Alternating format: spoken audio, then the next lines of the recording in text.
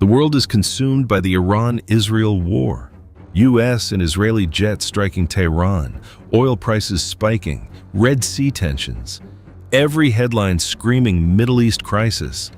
But 1,500 kilometers south, another war is brewing, and nobody's watching.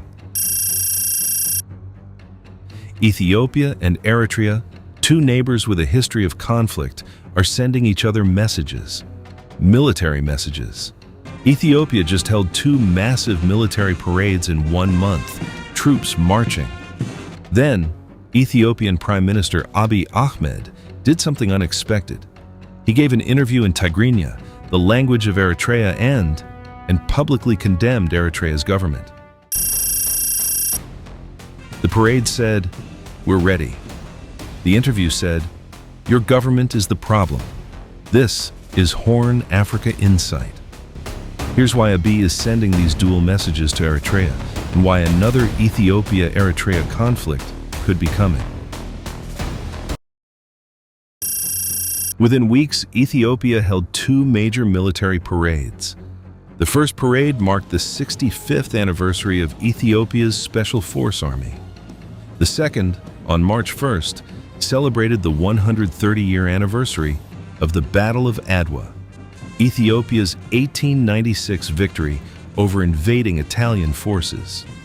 The battle is widely regarded as a landmark African victory against colonial expansion and a defining moment in preserving Ethiopia's sovereignty.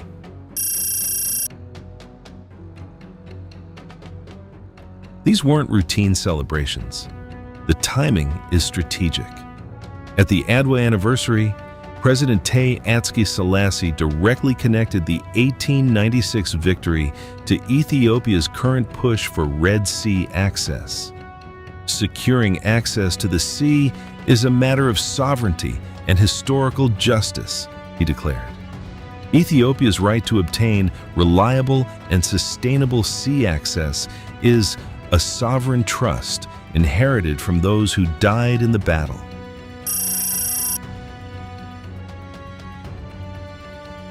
The president emphasized that historical records show one of Ethiopia's main diplomatic priorities after the Adwa victory was ensuring ownership of a maritime outlet connecting the country to the world. The fate of 130 million people will be bright only when Ethiopia's lack of direct access to the sea is resolved. Eritrea, which controls the Red Sea coastline Ethiopia once accessed, has rejected any negotiation over its coast, describing Ethiopia's rhetoric as provocative. The message to Asmara was unmistakable.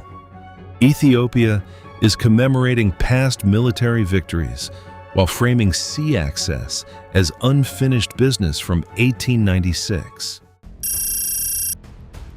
Then, Abiy gave an interview in Tigrinya. Tigrinya is spoken in Ethiopia's Tigray region and across the border in Eritrea. The language choice was deliberate. Abiy was speaking to Tigrayans and Eritreans directly, bypassing Isaias Afwerki's regime in Asmara. And what Abiy said was devastating. First, he acknowledged Eritrea's support during the 2020 to 2022 Tigray War. "We received support from Eritrea. We thank the Eritrean government and people, yet we condemn the crimes Eritrean soldiers committed in Axum, Shire, Adigrat, and Adwa. We don't hesitate to thank for things done in our favor and condemn the bad things committed on our people." Abiy detailed atrocities. Hundreds of civilians killed in Axum within 2 days, industries destroyed, machinery stolen, communities devastated. He explained that Ethiopia couldn't stop Eritrean forces from entering Tigray initially.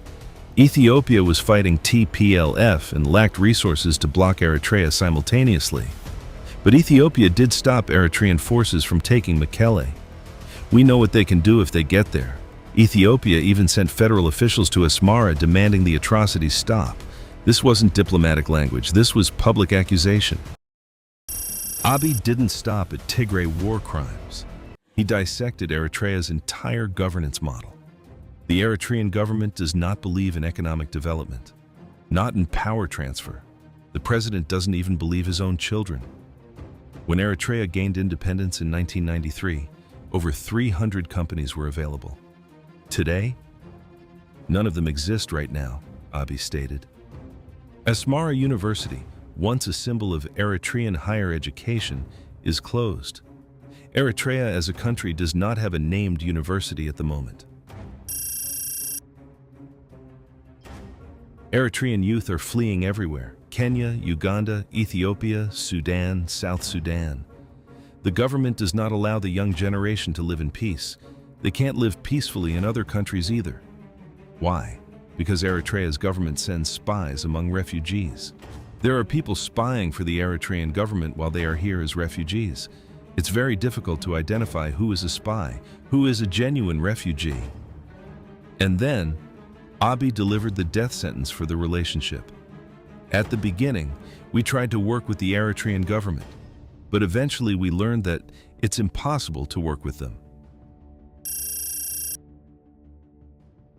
If Isaias gets the chance, he won't hesitate to destroy Ethiopia. But we know him very well. If he tries, that will be his last try. While Abiy sends messages to Eritrea, Sudan is sending accusations to Ethiopia. Sudan's army-backed government just claimed drones were launched into Sudan from Ethiopian territory.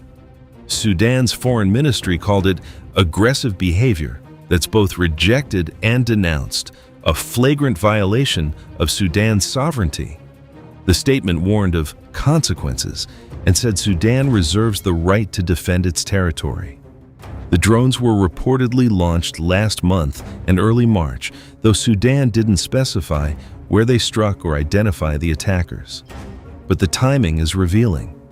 Military sources report RSF forces, the paramilitary group fighting Sudan's army, have been detected near Ethiopia's border in the Blue Nile region. Media reports suggest Ethiopia is hosting an RSF training camp. This represents a dramatic shift. In 2024, Ethiopia tried to mediate Sudan's civil war. Abiy was the first foreign leader to meet Sudan's General Abdel Fattah Al-Burhan after he escaped Khartoum. Now, Al-Burhan has repeatedly requested meetings with Abiy, all rejected or ignored. Al-Burhan wanted to visit Addis Ababa this month to discuss bilateral issues.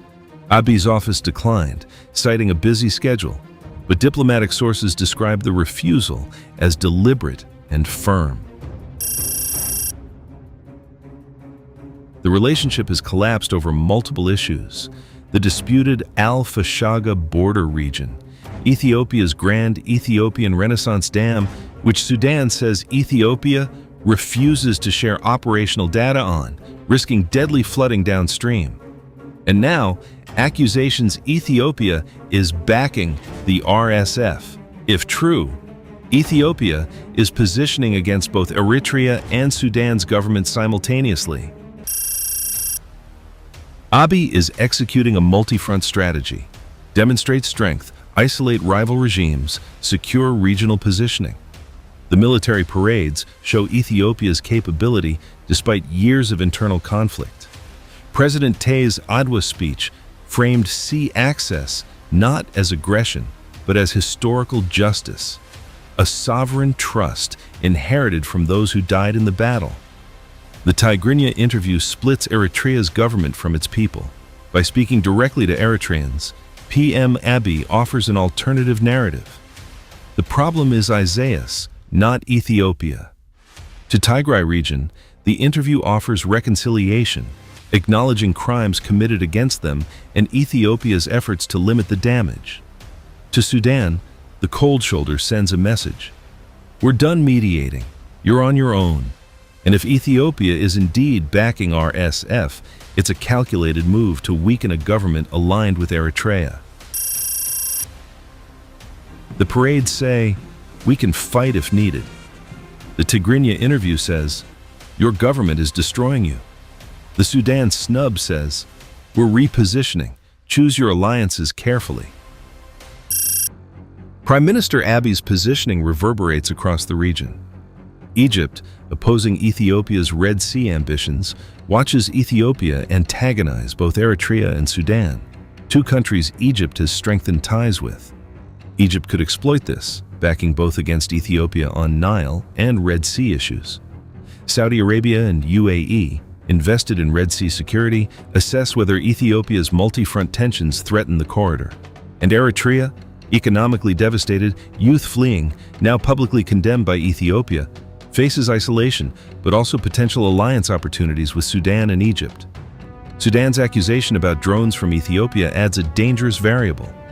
If Ethiopia is backing RSF, Sudan's government has justification to deepen cooperation with Eritrea and Egypt against Addis Ababa.